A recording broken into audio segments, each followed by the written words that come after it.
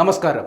ദേശീയ പതാക ഉയർത്തി മിഠായിയും നുണഞ്ഞ് വീട്ടിലേക്ക് മടങ്ങാതെ കുട്ടികൾക്ക് സമരപാഠങ്ങളുടെ അറിവ് പകരുന്ന പഠന ദിനങ്ങളായി സ്കൂൾ സ്വാതന്ത്ര്യ ദിനാഘോഷം മാറും. ഗാന്ധി ജയന്തിയും റിപ്പബ്ലിക് ദിനവുമൊക്കെ ഇങ്ങനെ മാറ്റാനുള്ള ആലോചനയിലാണ് ഇപ്പോൾ പൊതുവിദ്യാഭ്യാസ വകുപ്പ്. ചരിത്ര പ്രാധാന്യമുള്ള ദിനങ്ങളിൽ അവധി നൽകുന്നതിന് പകരം സ്കൂൾ കലണ്ടറിൽ അധ്യയന ദിനമാക്കാനാണ് ഇപ്പോൾ ഉദ്ദേശിക്കുന്നത്. ക്ലാസ് മുറി പഠനത്തിന് പകരം കുട്ടികളെ വിവിധ പ്രവർത്തനങ്ങളിൽ പങ്കാളികളാക്കി നിശ്ചിത അധ്യയന ദിനങ്ങൾ ഉറപ്പാക്കാനാവുമെന്നാണ് കണക്ക് കൂട്ടുന്നത്. അധ്യയന വർഷം 220 പ്രവൃത്തി ദിനം ഉറപ്പാക്കുന്നതിനെക്കുറിച്ച് പഠിക്കുന്ന സമിതിയാണ് ഇക്കാര്യം പരിഗണിക്കുന്നത്. ദിനാചരണം അവധിയാക്കാതെ കുട്ടികൾക്ക് അറിവ് പകരാനുള്ള സന്ദർഭമാക്കി മാറ്റണം എന്നാണ് ഖാദർ കമ്മിറ്റിയും ശുപാർശ ചെയ്തിരിക്കുന്നത്.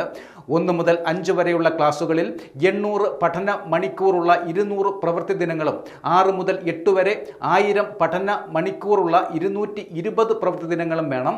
8 വരെ മാത്രമേ വിദ്യാഭ്യാസ അവകാശ നിയമം ബാധകമാവൂ. LP-യിൽ 200 ദിനങ്ങൾ കണ്ടെത്താനാവും. UP-യിലും ഹൈസ്കൂളിലും 220 പ്രവൃത്തി ദിനം ഉറപ്പാക്കാൻ വഴി തേടുകയാണ് ഇപ്പോൾ സർക്കാർ.